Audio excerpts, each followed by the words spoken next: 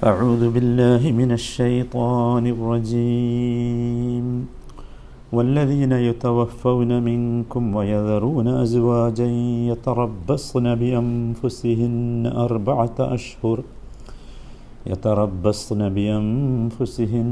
أربعة أشهر وعشرا فإذا بلغن أجلهن فلا جناح عليكم فيما فعلن في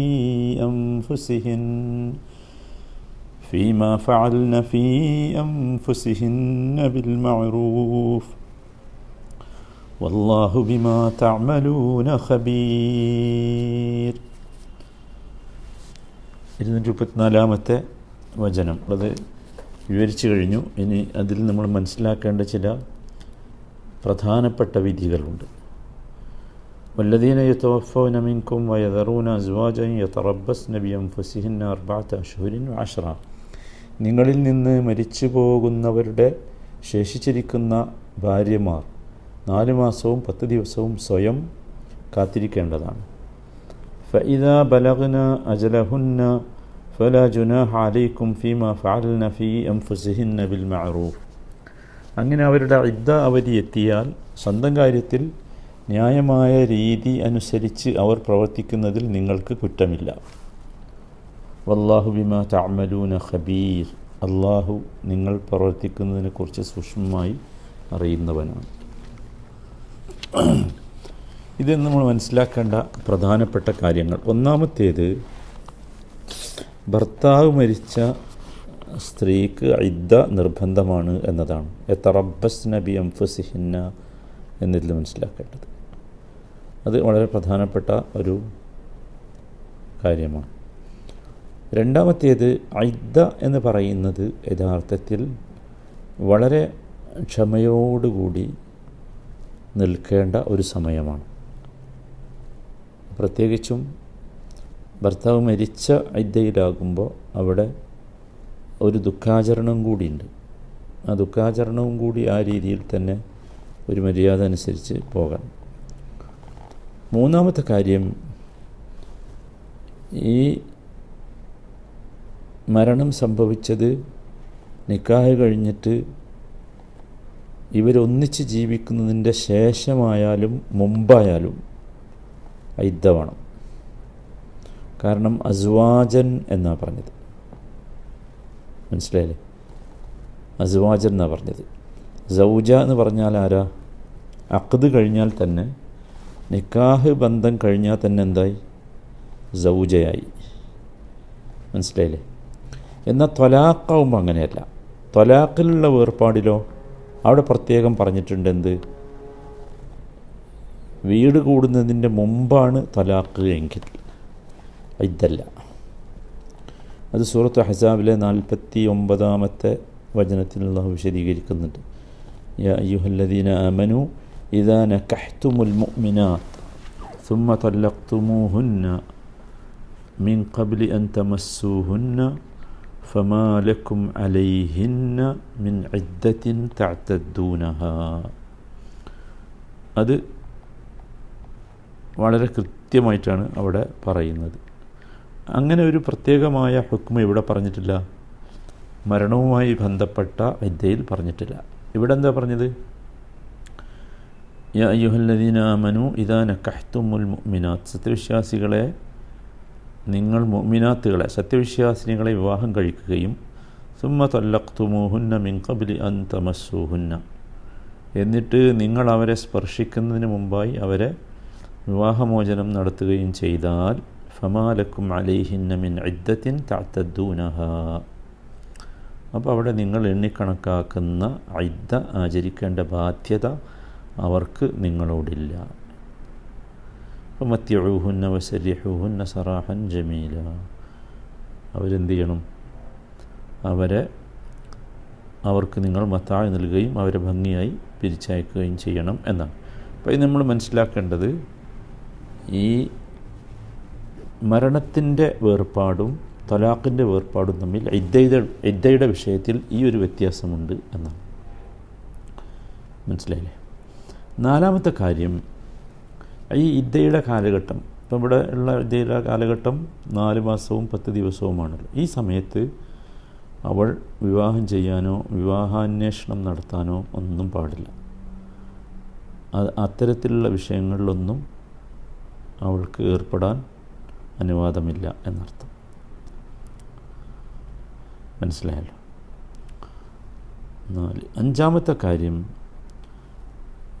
ഇത് ഈ ഇദ്ദ പീരീഡ് ഉണ്ടല്ലോ, 4 മാസം 10 ദിവസം, അത് ഈ സ്ത്രീ പ്രായമായ സ്ത്രീയാണെങ്കിൽ, എന്ന് വെച്ചാൽ മെൻസസൊക്കെ നിന്ന സ്ത്രീയാണ് വെക്കുക എങ്കിൽ പോലും ഇത് ബാധകമാണ്. മനസ്സിലായില്ലേ? ഇതിലാകെ പ്രഗ്നൻസി പീരീഡിലുള്ളവർക്ക് മാത്രമാണ് എന്തുള്ളൂ, വൗലാത്തുൽ അഹ്മാലി അജലഹുന്ന യദഅന ഹംലഹുന്ന എന്ന് പറഞ്ഞല്ലോ. പ്രഗ്നൻ്റ് ആണെങ്കിൽ അവർ പ്രസവിക്കലോട് കൂടി എന്തായി, ഇദ്ദ തീർന്നു. ക്ലിയർ ആണല്ലോ അല്ലേ? 6ാമത്തെ വിഷയം, നമ്മളത് വിശദീകരിച്ചപ്പോൾ പറഞ്ഞിരുന്നു, ഈ 4 മാസവും 10 ദിവസവും എന്നതിൽ 3 ഹിക്മത്തുകൾ നമ്മൾ പറഞ്ഞിരുന്നു. നമ്മൾ ഈ ആയത്ത് വിശദീകരിച്ചപ്പോൾ പറഞ്ഞിട്ടുണ്ട്. അതുകൊണ്ട് ഞാനത് ഇനി ആവർത്തിക്കുന്നില്ല. ഇവിടെ ഒരു കാര്യമുണ്ട്. അതെന്താ വെച്ചാൽ, ഇത്രയും ദിവസം എണ്ണി കൃത്യമായി പറയാനുള്ള ആ കാലഘട്ടത്തിലെ ഒരു കാരണം അതുകൂടി നമ്മൾ മനസ്സിലാക്കണം. ജാഹിലിയ കാലഘട്ടത്തിൽ 1 വർഷമായിരുന്നു ഈ ഭർത്താവ് മരിച്ച സ്ത്രീയുടെ ഇദ്ദ. 1 വർഷം. ഈ 1 വർഷമാകട്ടെ അവൾ ചെറിയ ഒരു കുടിലിൻ്റെ ഉള്ളിലാണ് താമസിക്കേണ്ടത്. അതാണ്, പ്രത്യേകമായൊരു ടെൻറ്റ് കെട്ടി അതിൻ്റെ ഉള്ളിലാണ് താമസിക്കുക. വെള്ളം പോലും തൊടാൻ പാടില്ല. തിന്നുകയും കുടിക്കുകയും ചെയ്യാം. എന്തിനു വെച്ചാൽ ജീവൻ നിലനിർത്താനുള്ള തീറ്റയും കൂടിയേ പാടുള്ളൂ. വെള്ളം തൊടാൻ പാടില്ല എന്ന് ഞാൻ പറഞ്ഞല്ലോ. കുളിക്കാൻ പാടില്ല, കഴുകാൻ പാടില്ല, ഒന്നുമില്ല. അവളുടെ എല്ലാ വിയർപ്പൊക്കെ വലിച്ചാൽ അങ്ങനെ വിയർപ്പ് തന്നെ, ചീത്ത വാസനയെങ്കിൽ ചീത്ത വാസന തന്നെ, മെൻസസ് ശുദ്ധിയായാൽ അങ്ങനെ തന്നെ. അതിൻ്റെ ആ വാസനയും അതിൻ്റെ ആ പ്രശ്നങ്ങളൊക്കെ 1 വർഷം, മനസ്സിലായി, 1 വർഷമായിരുന്നു. എന്നിട്ട് ഈ 1 വർഷം കഴിഞ്ഞാൽ തന്നെ ഉള്ളത് വളരെ പ്രാകൃതമായ സമ്പ്രദായങ്ങളായിരുന്നു. വളരെ പ്രാകൃതമായ, ഇവളിലേക്ക് പക്ഷികളെ അയക്കും, അങ്ങനെയുള്ള ജീവികളെ അയക്കും. എന്നിട്ട് പറയാൻ പറ്റാത്ത രീതിയിലുള്ളതാണ്. ഇവളുടെ ശരീരത്തിലൊക്കെ അവ കൊത്തും. അങ്ങനെ പല മോശമായ ഏർപ്പാടുകളും ഉണ്ടായിരുന്നു. ഇതാണ് വളരെ മോശമായ ഏർപ്പാടാണ്. പറയാൻ പറ്റാത്ത കുറച്ചുണ്ട്, പറഞ്ഞുകൂടാന്ന് വിചാരിച്ചാൽ എനിക്ക് പറയാൻ കഴിയില്ല.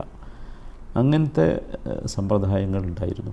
ആ സമ്പ്രദായങ്ങളെ മാറ്റാൻ വേണ്ടി കൂടിയാണ് ഇവിടെ എന്ത് പറഞ്ഞത്, 4 അശ്ഹുരിൻ വഅശ്റ എന്ന് പറഞ്ഞത്. 1 വർഷം എന്നുള്ളതിൻ്റെ 1/3 മാറിയല്ലോ. മനസ്സിലായില്ലേ? 1/3. ഇപ്പം 4 എന്ന് പറഞ്ഞാൽ